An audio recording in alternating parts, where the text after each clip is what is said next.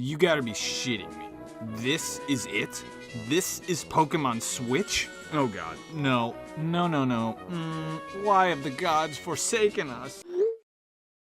Oh, thank god. Pokemon Let's Go Pikachu and Let's Go Eevee are real, folks, and they're coming out this year. After months of rumors, speculation, and some actually very factual leaks, Pokemon Switch has finally been revealed. And oh boy, does it look tasty.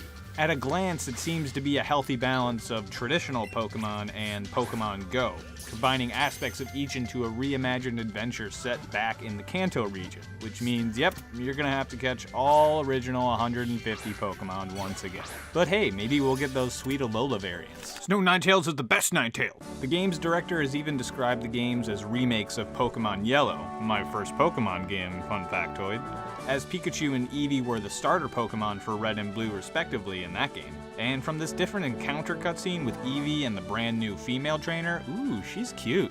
It seems as though you'll start with either Pikachu or Eevee, depending on the version that you pick. Since we've been told this game is sort of a remake of Pokemon Yellow, I'm only expecting to see the original 150 Pokemon present in this one, similar to Pokemon Go's launch, but I'm hoping they'll at least include some post-Gen 1 evolutions, as it'd be nice to see Pokemon like Crobat, Blissey, and Umbreon, Eevee's best evolution, make a return, as well as the new types from more modern Pokemon games like Dark Steel and Fairy, as we're gonna need something to counter that Gen 1 Dragon-type destruction levels. Which reminds me, leading up to the reveal, it was rumored that Game Freak was opting for a more action-based combat system as opposed to the turn-based of old. Thank God that wasn't true. Battles looked to play out exactly how they would in the core games. I was dreading the reveal of a revamped combat system. Final Fantasy XV's similar shift to a more ARPG-style battle system really killed the game for me, and I was worried Pokemon would do the same. But we chill, fam. I couldn't help but notice the wild encounters shown don't show a battle before starting to catch the Pokemon. It seems to just go immediately to the catch screen, similar to its smartphone brethren. Only this time you use the Joy-Con's motion controls to throw Pokeballs, and being the kid who used to physically do a throwing motion when playing the older games, this excites me. And that dumb Pokeball controller has me stupidly excited. Now I'll look even more like a loser than I usually do.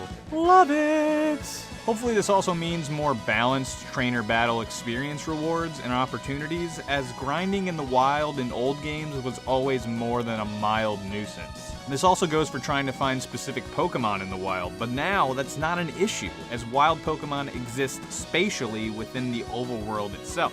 Meaning instead of random encounters like old games, a battle or capture chance occurs whenever you touch the wild Pokemon. This also transfers over to your own Pokemon, as making its long-awaited return from Heart Gold and Soul Silver, companion Pokemon are back, baby! So now you can go on your adventure with your favorite Pokemon at your side, and with the increased power of the Switch, they look nice! Ooh. It's got a very similar visual style to Sun and Moon, and it may even be using the same engine, but the enhanced resolution really makes everything pop. Speaking of Sun and Moon though, Pokemon Ami seem to be returning as well, along with the ability to give Pikachu and Eevee some sweet new digs. I'm hoping this applies to all the Pokemon though, as I definitely need some hater shades for my Charizard, please. Pokerides also returned from Sun and Moon, as it was rumored that they would replace the HMs in the games, and that seems to be true from the trailer. As for the integration with Pokemon Go, it seems to be pretty minimalistic, which is exactly what I want. It looks like Pokemon caught on your phone can be brought into what is known as the Go Park on Switch. It kind of reminds me of Pokemon Ranch for the Wii, where it's just this big old field for you to run around with your Pokemon in. Doesn't look like you'll be able to transfer them to your party though, as the rewards for interacting with these features seem to be in-game items for both Let's Go and Go. You can even transfer your Let's Go Pokemon into the Pokeball controller and it makes noises, I guess. More realistically, it'll probably gain some happiness or EXP from the walk. There's even a nice little tease about special Pokemon at the end from this integration. Ooh. Two-player co-op is also a thing you can do now, I guess. It seems to be only local co-op, but I'm okay with that, seeing as co-op is really nothing I'd ever expect to see out of Pokemon, as I've always seen it as more of a personal experience to then share with others.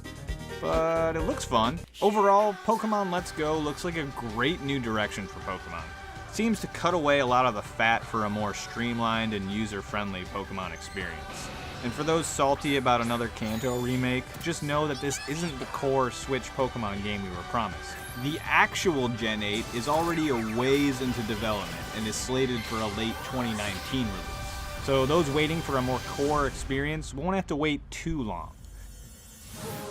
It's likely that Game Freak is testing the Switch development waters with Let's Go and using their experience to help Gen 8's production go off without any kinks.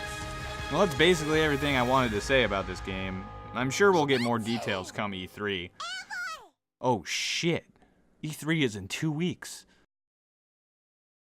Welcome to the end of the video. This is the part where I ask you to subscribe and like the video and do the comment thing, and like you could do that, that'd be cool, but like you don't need to. You don't need to, like, don't feel pressured to, but like you should.